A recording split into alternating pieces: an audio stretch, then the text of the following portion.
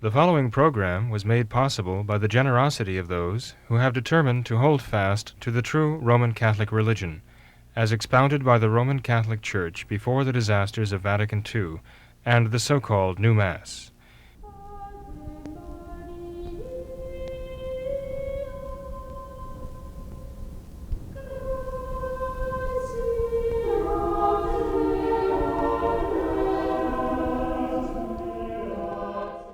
Father, and to the Son, and to the Holy Ghost. Amen. Come, Holy Ghost, fill the hearts of thy faithful, and kindle in them the fire of thy love. Send forth thy Spirit, and they shall be created, and thou shalt renew the face of the earth. Let us pray, O God, who didst instruct the hearts of thy faithful by the light of the Holy Ghost. Grant us by that same Spirit to be truly wise, and ever to rejoice in his consolation. Through Christ our Lord. Amen. May the divine assistance remain always with us. And may the souls of the faithful departed through the mercy of God rest in peace. Amen. O Mary, seat of wisdom, pray for us. In the name of the Father, and of the Son, and of the Holy Ghost. Amen. Hello, and welcome to What Catholics Believe. I'm your host, Thomas Nagley, and with me tonight is Father William Jenkins. He's a member of the Society of St. Pius V, and he's also the pastor of Immaculate Conception Church right here in Norwood, Ohio. Hello, Father. How are you? Very fine, Tom. Thank you. How about yourself? Well, Father, thanks for asking. Good.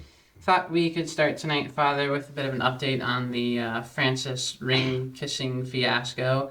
So his apparent explanation for this, pulling his hand away as the persons in the line were attempting to kiss his papal ring, was that he did this for fear of spreading germs. He did not want to spread germs or spread contagion. So what's your take on this explanation, Father? Well, the first excuse was that it was taking too long. They had an enormous line, and he pulled his hand away to try to expedite matters. That might have been just conjecture, but some days later, Francis gave the explanation that he jerked his hand away repeatedly in order to avoid spreading germs. Supposedly, somebody had, I think the expression was, slobbered on his hand or something to that effect. And so he decided to jerk his hand away, just as one person after another came forward to kiss his ring, and he literally just jerked his hand away, and the poor person was left kissing the air, or their own hands, because they were holding it.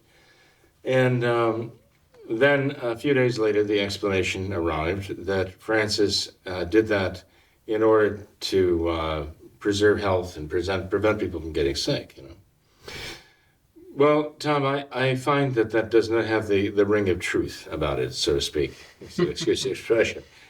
So many times it happens that Francis says or does something that alarms people, and then you wait 2 or 3 days, and then we get an explanation for it, something pulled out of the air. And if you look at the video, it's just hard to imagine that someone would jerk his hand away like that repeatedly from people without finding a better way to care for their health. The clergyman who was standing next to him, probably Monsignor, young man, he was first amused, and then he had a look of real puzzlement. A frown came over his face as if to say, well, what are you doing? Now, why Francis, if he was that concerned about people's health, why wouldn't he have told the Monsignor or himself, have said, don't try to kiss my ring because there are health concerns. But supposedly he was letting them kiss his hand. There's so many things Francis could have done that would have been dignified and reasonable. But that was neither dignified nor reasonable. It looked like actually a dirty trick. It looked like playing some sort of a child's game almost. If it had happened on April 1st, I think people would have had an explanation that it would have something to do with that. But why not? If Francis was concerned about that, why not turn his hand over? Why not put this hand over that one, over his ring? Why not do something much less perplexing and even aggravating and humiliating to people? I don't believe it. I'm sorry.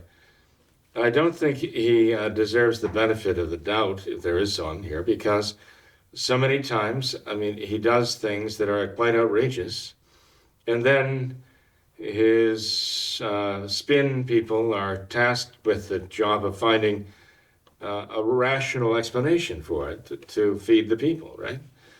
And as was said by someone, well, why is he so concerned about spreading germs and not concerned about spreading heresy? And that's actually a very good question regarding Francis. By the way, I said something wrong. I guess nowadays they say I misspoke, but I made a mistake. In talking about a movie of the past, a film starring Anthony Quinn, the movie was not The Ring of the Fisherman, it was The Shoes of the Fisherman. But the theme of the movie is a very Francis theme. Anthony Quinn stars as a pope who decides to liquidate all the wealth of the church to feed the poor. And this seems to be right up Francis's alley. Maybe Francis saw the movie and decided he was going to live that out. I don't know. But it reminds me of what a missionary priest to South America told us once. He said that when he was working in some poor village somewhere in South America, I don't know, it wasn't like forests in Brazil or wherever, that he said the bright idea came to the clergy after Vatican II that the church was rich and the people were poor. And so they had to liquidate the goods and the valuables of the church in order to distribute the money among the people of the village, which is what they did. Now, this is a true story, according to this missionary. And so the people were allotted so much from the sale of all the chalices and that they had collected over the years and whatever artwork they had and so on. And before long, within a year or so, all of that was spent. It was all gone. And the people were every bit as poor as they had been before. Only now, they had no church to go to. That was beautiful. He said, you know, the people didn't have much in terms of their homes and their property and they didn't really have appliances, tools and so on. They were very, very poor. But they all had the church. And the church belonged to all of them. It was a spiritual home for them all. It was open for them all the time. And when they went into that church, every one of them was rich. They had something rich that was theirs. And that was taken from them. And before long, he said again, all of that was stripped and despoiled. And they were all still dirt poor. And you know, now they had nothing. They had nowhere to go that was really beautiful, heavenly, inspiring, and made them feel as though they really were well-to-do, as it were. That whole idea of the church, as it were, belonging to all of them, that they all were there, they all contributed, they all built it, they all beautified it. It was their work and very much their home. And now the sadness of it all came kind of crashing down on them later on. That was all lost to them and irretrievable because of the Novus Ordo. Almost sounds like socialism. Well, it is. It is socialism. I mean, socialism, as you know, has the mantra of equality, equality, equality, equality, right? Liberty, fraternity, equality, right? This is the revolutionary form of the French Revolution. But we have to remember that equality is not equity. Equity is giving to each what he deserves. Equality actually is the exact opposite. It's giving to those who don't deserve and taking it from those who do. And what we need to bear in mind is equity, and that is what the Catholic Church has always taught, equity, what people actually deserve, what they've worked for. Mm-hmm. But equality is something that doesn't happen naturally. It has to be imposed by force, right? like the Procrustean bed, where the monster of old Greek lore would cut people to fit the size of the bed, right? So they'd all be equal in height or length. He was like one of the original socialists, right? And you have to impose socialism by force, because you have to impose equality by force, because human beings left to themselves are created equal before God, but they don't remain that way, in the sense that they have talents and God made them to bear fruit, and they don't all bear fruit, and they don't all bear it equally. The gospel says that repeatedly, right? Sure. The socialist denies it absolutely, because his religion condemns what the gospel says. Mm-hmm. And Father, one other point as far as this Francis and the ring kissing ordeal. Why was this instance different than any other time, as far as the spreading these germs and all of this? Why was this particular instance different than any other time? Why was there a different reaction? I mean, why Press? why would he be concerned this particular time Oh, I see what you mean. about spreading germs? As Yeah, compared I to mean, he's let any people of the other he's let times? people kiss his ring, And why not throw out all and the... he's let people who are very obscenely dressed or undressed Yeah. kiss his ring. Yeah. Notably, a very muscled acrobat, right? Wearing basically a loincloth thing. Francis was extending his ring Very full excitedly. length out to this man and kept it there for I don't know how long. Well, this man was kissing his ring. And that is really peculiar. But why, you're right, Tom, why in this particular instance did the germs matter? Why were they so important? That's another issue. That's why it's so hard. It's just hard to believe anything coming out of Francis or the Vatican right now. It is. And Father, I think this almost, it just seems like a slap in the face to any honest person, how anyone could possibly believe such a lame excuse. Well, Benedict and John Paul II before him were discouraging that. They really had discouraged. In fact, I think John Paul II even banned it at one time, but he didn't stop it. He just officially, I'm not sure it was a complete ban or not, but he spoke against it, and I know he intended to stop it, but he continued. Because the people continued to come, because they wanted to show a certain reverence for what they believed was the Holy See and the authority of the magisterium of the Church. Something to which the modernists are very adverse. I mean, if Francis was really afraid of germs, I'm afraid he was, I'd say he was more afraid of their germs affecting him rather than concerned about them based upon past performance. I guess, he talks about the smell of the sheep there. But I guess he's okay with the smell of the sheep, but he doesn't want their germs. I'm not sure. Anyway, but, oddly enough, the papal ring has been used for centuries as a seal on documents. And in the wax, it seals them and so on, and shows their authenticity. When Benedict the 16th, so-called, resigned as the pontiff of the Novus Ordo, of the New Order, I understand they didn't break his ring, which was customary. They simply put 2 scratches in it. Usually when one of the, a true Roman pontiff dies, they break the ring so it cannot be used or abused. But when Benedict resigned, supposedly they didn't break that ring. They just scratched it up, put a couple of scratches in the surface of it. That's peculiar. But then everything is peculiar about the Novus Ordo. That's very true. So I think the moral of the story here has to be that if you're approaching Francis for whatever reason,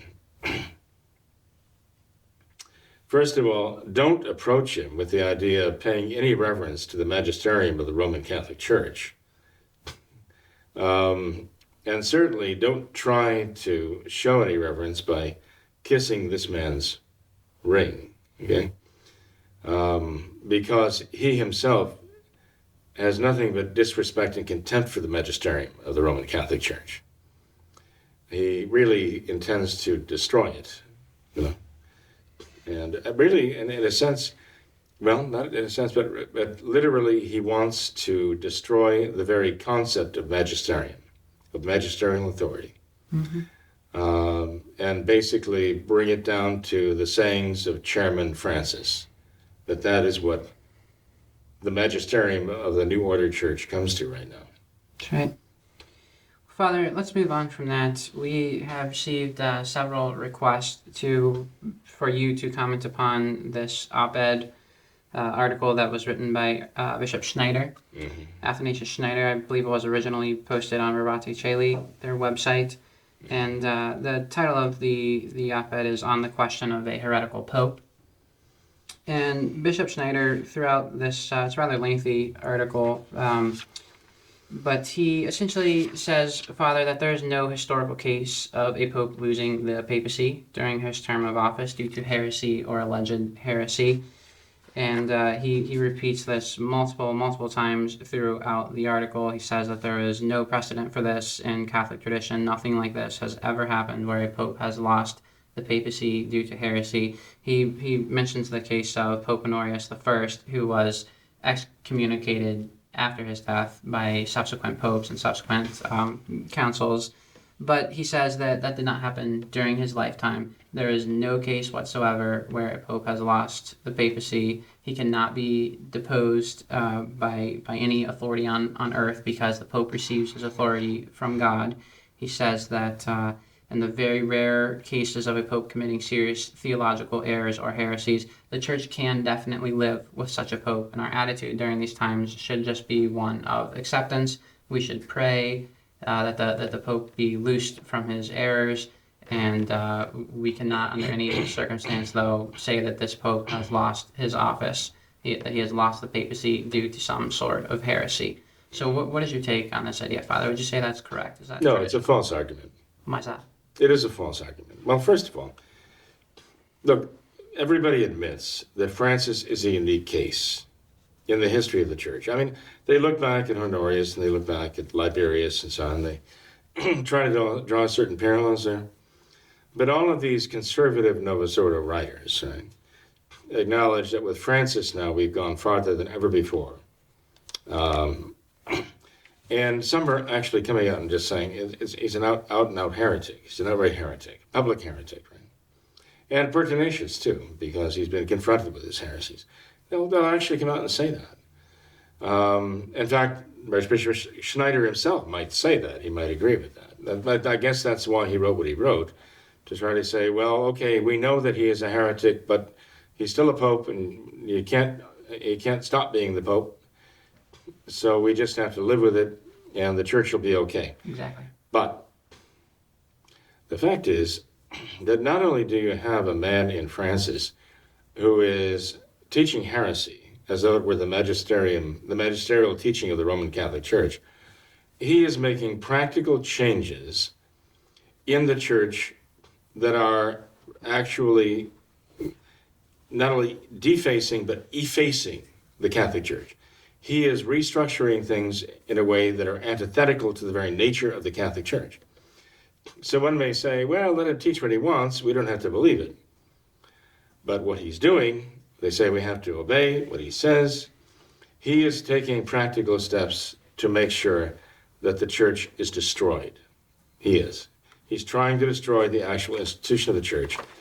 This synodal church that he's trying to create, that is not the Roman Catholic Church. He wants to finish up his tenure there as the Pope of the Novus Ordo, right?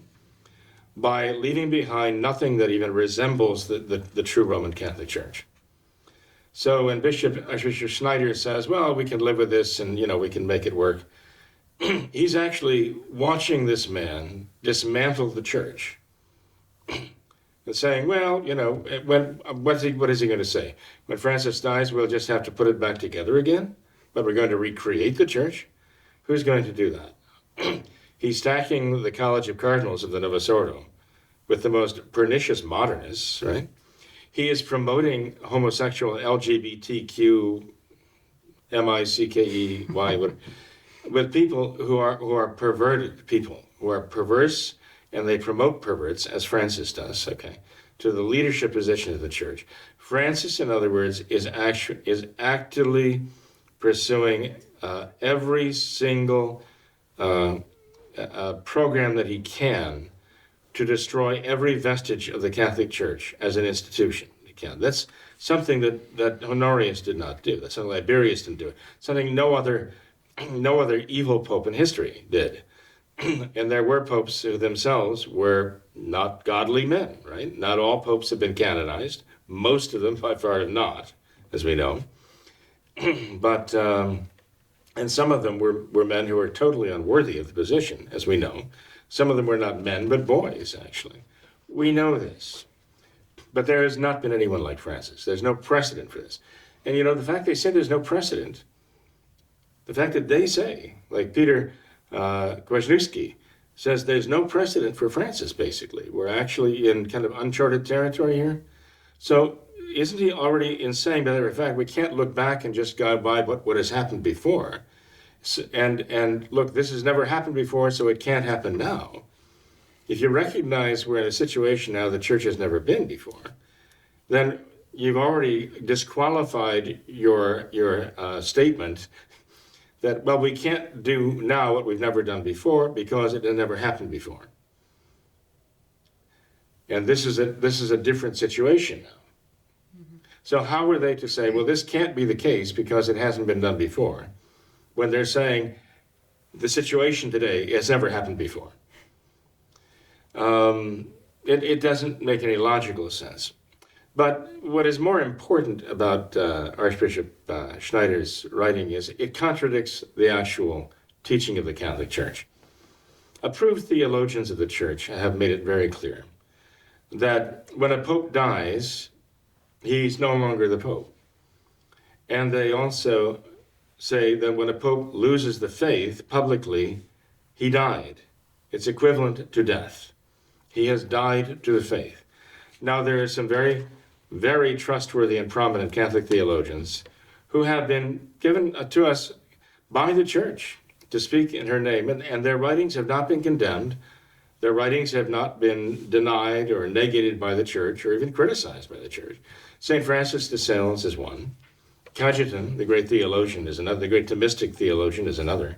And there are a number of theologians and even, I don't know if you'd say doctors, well, there are doctors of the Church in St. Francis de Sales who actually came out and said that if a pope falls into public heresy, he loses his office, right?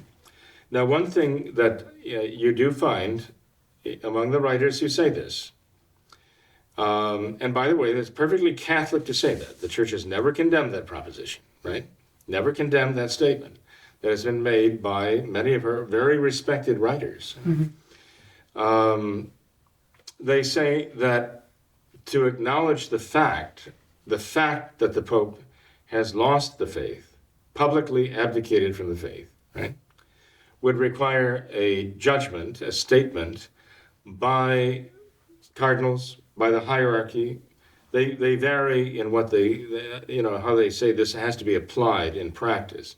Who has to acknowledge the fact? Who has to state the fact that the Pope has abdicated his office by spiritual death of losing the faith? But the fact is that the principle that a Pope can do so is widely accepted in the Catholic Church from very Catholic authors whom the Church herself has approved. And as I say, until Archbishop Schneider's article, I don't know of a single author who has simply said outright, that's not true. And he even goes so far as to say that's against all the tradition of the Church. By the way, with regard to Honorius, the council, Saint Leo II, right, mm-hmm. who was the Pope who presided over the condemnation of Honorius a generation after Honorius died, actually labeled Honorius, listed him with the heretics. Yes. But although there are some indications in some of the letters of Honorius that he adhered to the heresy, there's no proof. There is no proof, as you would have certainly applying to Francis.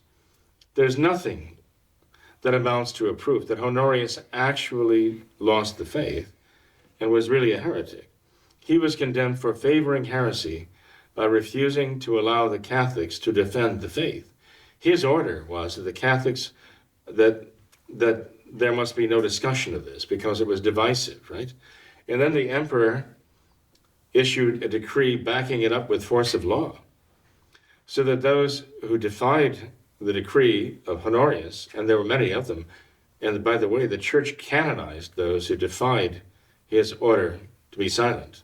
They defied the Pope, and they were not silent, and they taught the faith, and the church canonized them for their defiance of an evil order by a failure of a Pope, right?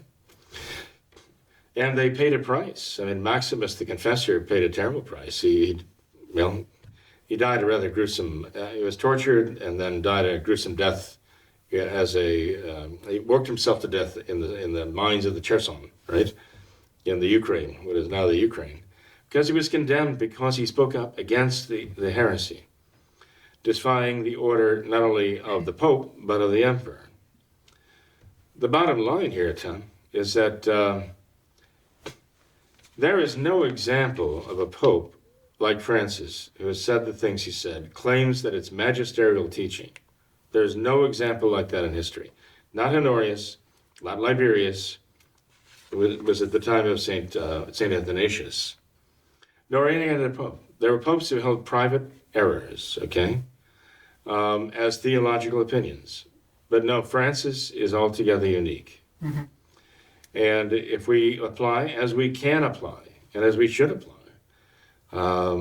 the teachings of those theologians, approved theologians, and even doctors of the church, as I say, such as St. Francis de Sales, who foresaw the possibility of a heretical pope, telling us that that pope would thereby lose his office because he would have, the equivalent of spiritually died to the faith, then we certainly can apply that, and we should apply that.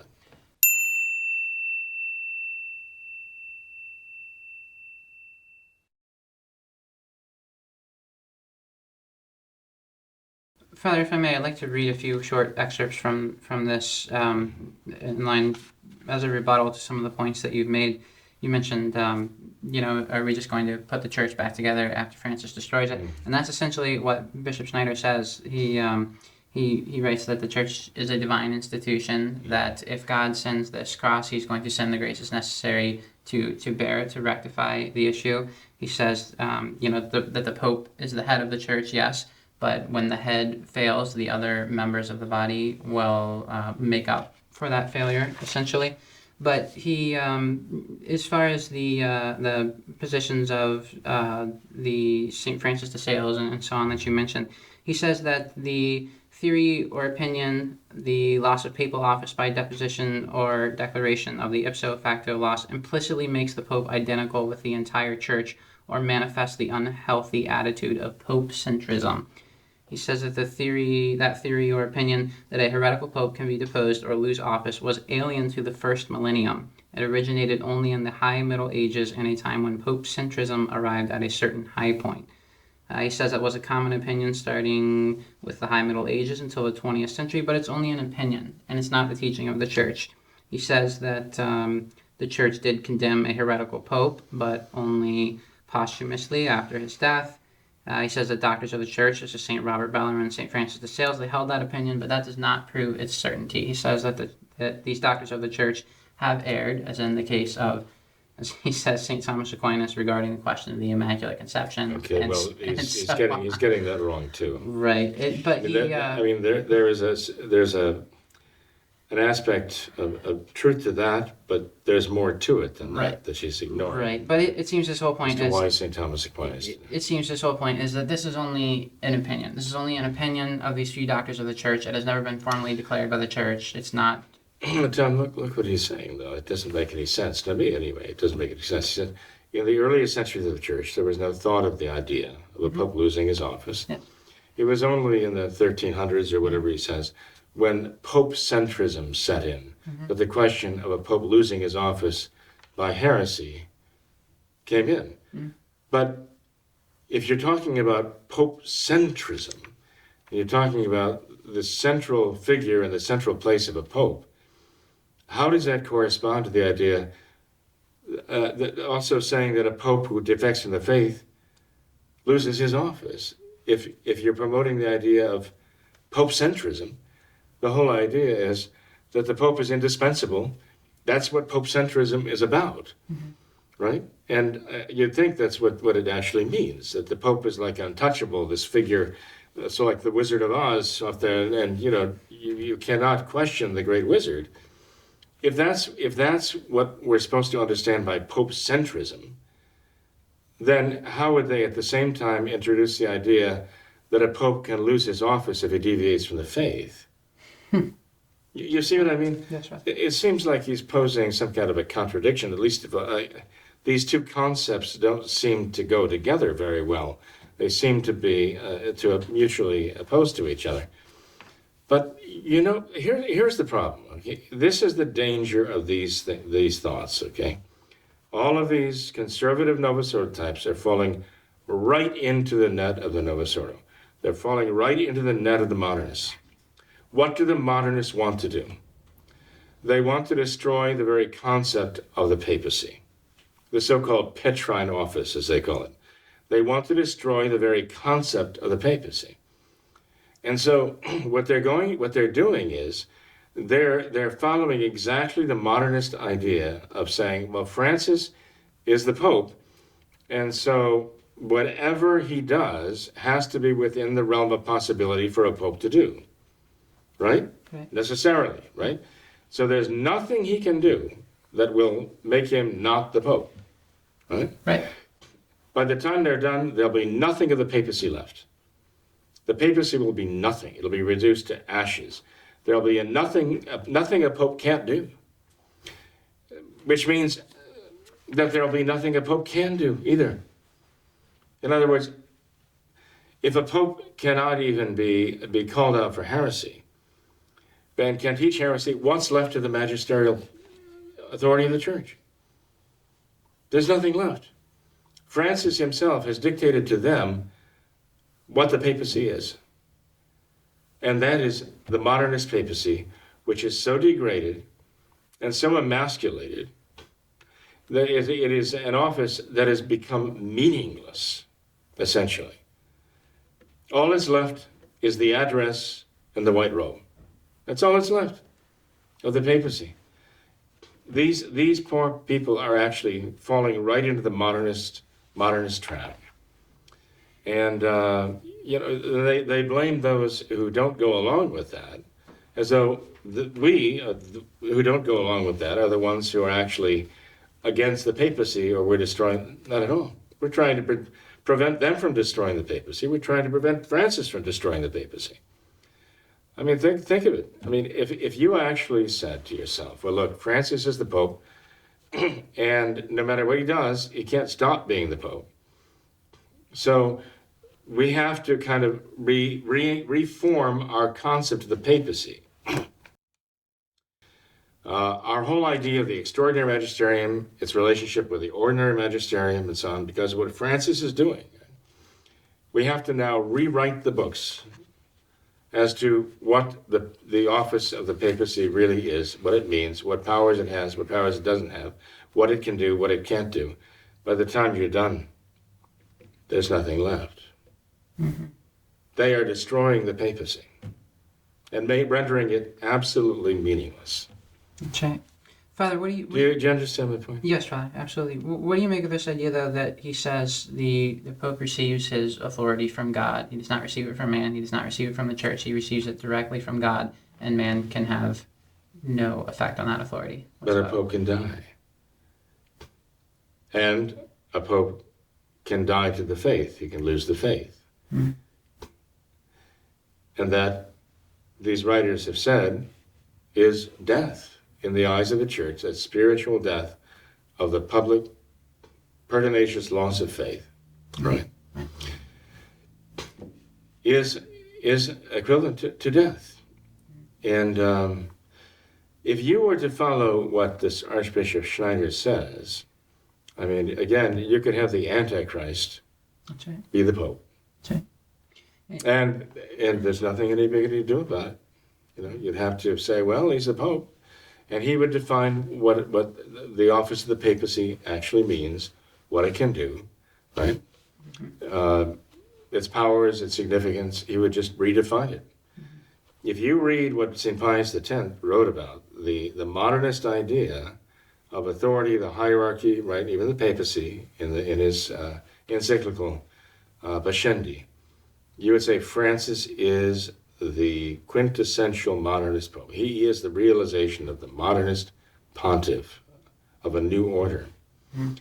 And, St. Pius X made it very clear this is not Catholicism. That's right.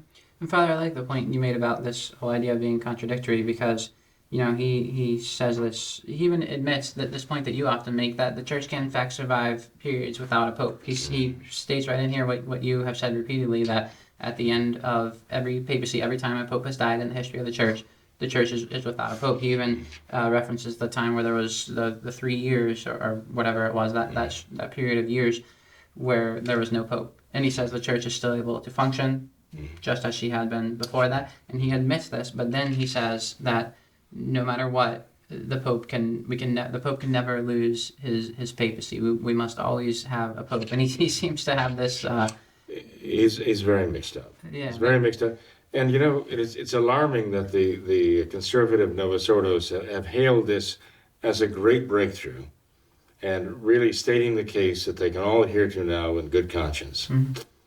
And what they're doing is they're giving him the authority in their own minds now to actually attack the church in every way, shape, and form, and to get in there and just with the axe just smash and destroy everything he can.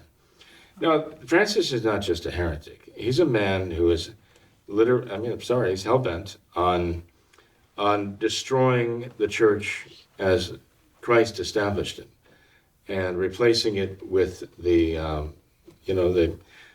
modernist monstrosity of just a false church of the world, the Church of Francis. But according to that, we just have to actually sit there and watch and say, well, he's the Pope, he can do what he wants. And there's nothing anybody can do about it. That's absurd. That is not true. That's exactly right, Father. I think it just is so sad. He offers his own idea of what kind of canonical norms could be, what kind of laws could be set in place for things like this. And the very first statement, very first principle that he lays down is that a pope can never be deposed for any reason whatsoever. He can never ever lose his papacy, and he makes this the central point around which everything else follows. But what if a pope were to go insane? What if he were to lose the power of reason and to become actually manifestly insane? Now, there are those writers in the past who would say, well, that is the equivalent of death in terms of losing the power of reason, right? It'd be. The church has some writers who have been approved by the church in the course of time who've said some very rational, thoughtful things, right? And the whole point that they've given is that you have to acknowledge that someone not just bad but evil can gain that power, can gain that position, and at least be intruded there, if not actually installed there. And it can be, just bent on destroying everything he can. The Masons themselves predicted that, and they forecast the success of their efforts to seize control of the papacy, right? And it's interesting to see. Do you know that from the death of St. Pius X to the accession of Francis was just slightly shy of 100 years? It was a matter of a few months. From the death of St. Pius X to the accession of Francis. Pius X died in 1914. Francis came on, chosen by the mafia, right? The St. Gallen mafia. intruded him in place in 2013, March. Mm-hmm. And that, if you looked at the church under St. Pius X in 1914, and you juxtapose that with the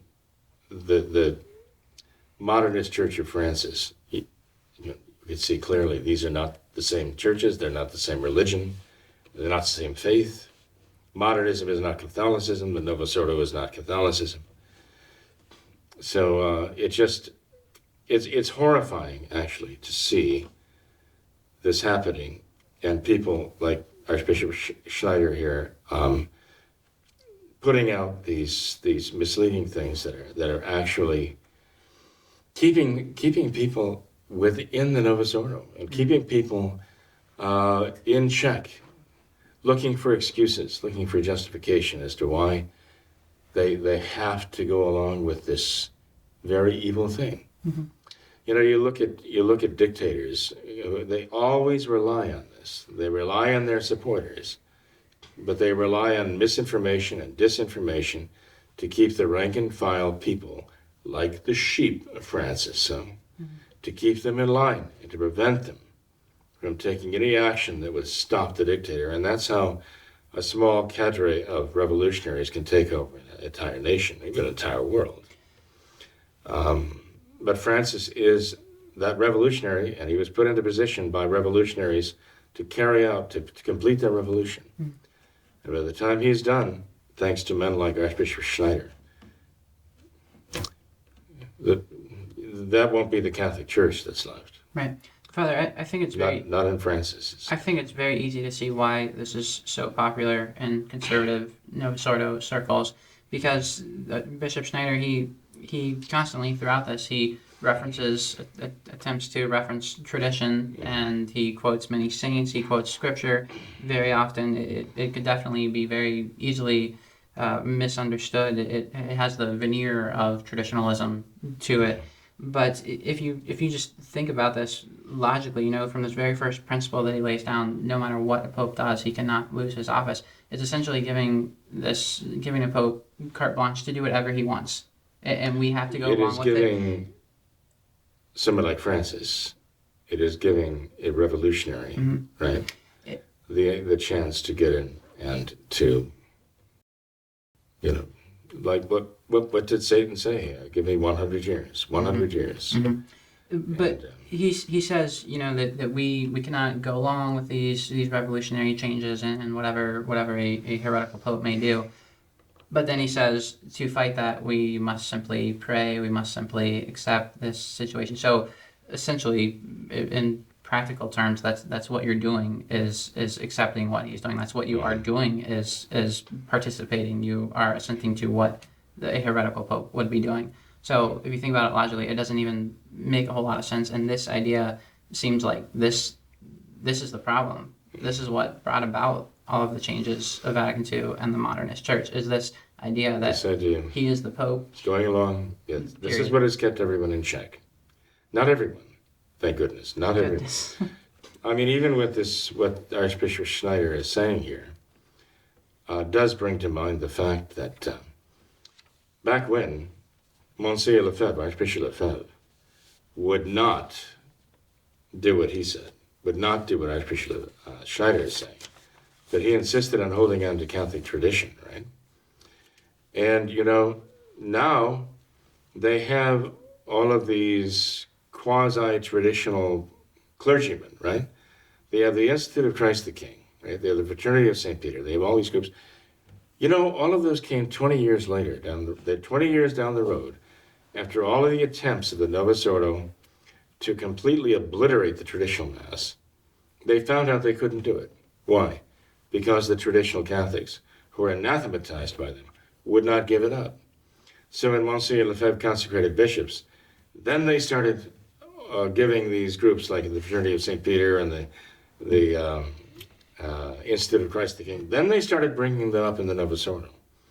The attempt to annihilate the traditional Mass failed. So now you have these different quasi-traditional groups within the Novus Ordo who are using the 1962 Latin Missal, right? And people think that this is the answer. The fact is, it is the Novus Ordo answer to a failure on their part to annihilate the traditional Mass. This is what the Novus Ordo has done as a fallback measure, as a tactic to keep the people in check and within the Novus Ordo. But, all of those now who are in the Fraternity of St. Peter and the Institute of Christ the King and others like them, right? All of these quasi-traditional groups are using the 1962 Latin liturgy. I don't know that their clergy realize that if it weren't for what the traditionalists had done and braving the withering blast of the Novus Ordo and the modernists trying to destroy them and destroy everything they were doing, I don't know if they realize the only reason why they have any existence right now is because of what the traditional Catholics were willing to do before them when it was absolutely forbidden by this same group, right, of mafiosi, or the modernist mafiosi. So, they think almost as though they are the answer, but they're not the answer. They're a big part of the problem. They mask the fact that the Novus Ordo is not the Catholic religion by perpetuating the myth that the Novus Ordo and Catholicism were meant to be compatible. The Novus Ordo was instituted to absolutely erase traditional Catholicism. That was the whole point of it. They failed. The fact that there were those who were willing to say, well, we cannot go along with this under any circumstances. We're going to hold on to the old faith. That's why the Novus Ordo was, had to make concessions to them. And Father, that was exactly 50 years ago today or tomorrow, I believe, that Paul VI promulgated the new rite of Mass, exactly 50 years. So that's right, for five decades now, we've been dealing with this problem. That's right. 5 decades now.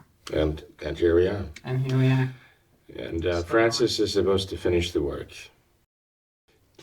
It's almost as though Francis is the Lord High Executioner they put in place to deal a death blow to the traditional Catholic faith. And he's certainly about doing it. The fact that Archbishop Schneider and others like him are willing to put the axe in Francis's hand. When Paul VI was in, he had a portrait done. The portrait showed, it was actually a portrait of Paul VI, but the figure of Paul VI in this monumental painting is very small. It shows his face looking very demonic at the bottom of the painting, right? And he's holding a dagger dripping with blood. And around him, you see what look vaguely like the pillars and so on, the dome of St. Peter's Basilica, all as though they're tumbling and crashing to the ground all around him. And Paul VI commented that it was an accurate representation of the church in his day. Right? Francis is trying to now realize that painting. He's trying to bring this all down. And if they want to call Francis a heretical pope, they can call him a heretical pope until they're blue in the face. It doesn't begin to state the reality. Francis is not only a heretical pope, he is a man on a mission, with a demonic mission to destroy what he can. A gentleman actually put it this way to me when Francis first came in. He said, well, it seems that the modernists up till now have been trying to destroy the faith in the faithful, and very successful. But now this man, Francis Jorge Maria Bergoglio, his job is to destroy the church as an institution. That goes beyond being a quote-unquote mere heretic. That truly is demonic. Wow. This is the goal of the Freemasons. It's the goal of every enemy of Christ. right? And the man chosen to fulfill this dream of the enemies of Christ is Francis. And so we have to not only oppose him every step of the way with more than prayer, with action, we have to hold on to the traditional faith. We cannot negotiate with this man as to what we can do of the Catholic faith, what he will permit us to do to practice the Catholic faith. We have to, I'll tell you, Tom, some people look upon this as a matter of a battle between us and the modernists. And it is. It is a conflict between Catholicism and modernism. But, you know, we can't be defined like Protestants. I mean, the word Protestant comes from protestantes, meaning that the whole realm of their religion, based upon the Protestant principles of Luther and Melanchthon and so on, they all have in common that they're a protest against our Catholic faith. That's what they are. They're protests. It's a very poor basis to have a faith and a religion as a protest against somebody else's faith or religion, you know. We cannot define ourselves with the modernists. Archbishop Schneider and those with him are actually defining their faith according to the terms of the modernists. But as Catholics, we have to hold on to the Catholic faith and its integrity, no matter what the modernists do. We cannot define ourselves as simply anti-modernists, okay? We are Catholics, okay? And we are going to hold on to the traditional faith. And it's not a mere reaction against them. It's because we believe it is true. That faith is the true faith, and this religion is the true religion, the practice of that true faith. Regardless, modernists come and go. You know, they rise and they fall. And now they're on a rampage. And they're empowered to be on the rampage by that kind of thinking of Archbishop Schneider and those who follow him. But as far as we're concerned, we're just going to follow the traditional Catholic faith and keep our eye on Christ, the cross, Calvary, regardless of what they do. That's the way to be Catholic today. That's right. And this is the perfect time of year to do that. It's always the perfect time of year, right? Right. Well, Father, thanks for being here tonight. Appreciate your time. You're welcome, Tom. Thank you. God bless you. Thanks to all of our viewers as well for watching this episode of What Catholics Believe. Until next time, we ask that you all remember the words of Our Lady at Fatima, to consecrate yourselves and your families to the Immaculate Heart of Mary, and to pray and do penance. Thank you, and God bless you.